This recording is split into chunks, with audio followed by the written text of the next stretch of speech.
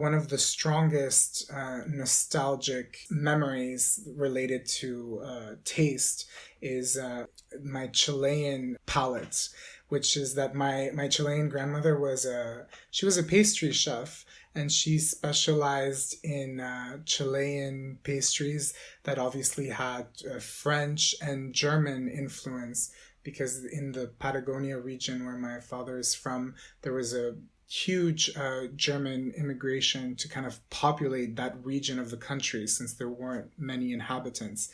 And specifically the cake that my Chilean grandmother would make that I held in such high regard was this cake called torta de milhojas, which is actually a French recipe, which is a millefeuille, which is I think we are all kind of aware of millefeuille. It's a cake made of different layers of puff pastry, and so the Chilean version of it is that each layer has dulce de leche, which is kind of like that sweet caramel gooiness, sinful.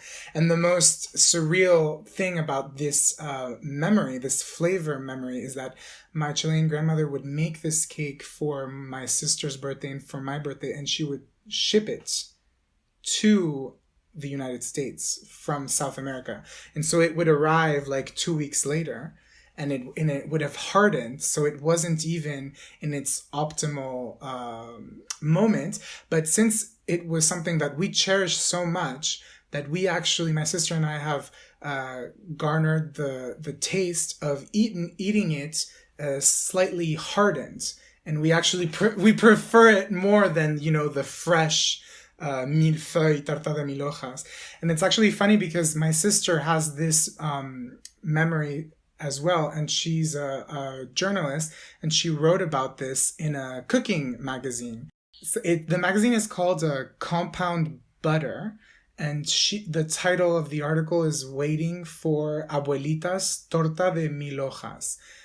She does a very beautiful article where she combines that childhood memory and kind of eloquently links it to the loss of memory of my grandmother, because my grandmother died of dementia, and we realized that she started to lose her memory once she stopped sending the cake. And that's kind of one of the first indications that we realized that she was going through Alzheimer's, basically. So it's a very powerful pastry. It's a very powerful dessert in our family because it's imbued with so much memory in all of its ramifications. So I would say that is one of the strongest comfort foods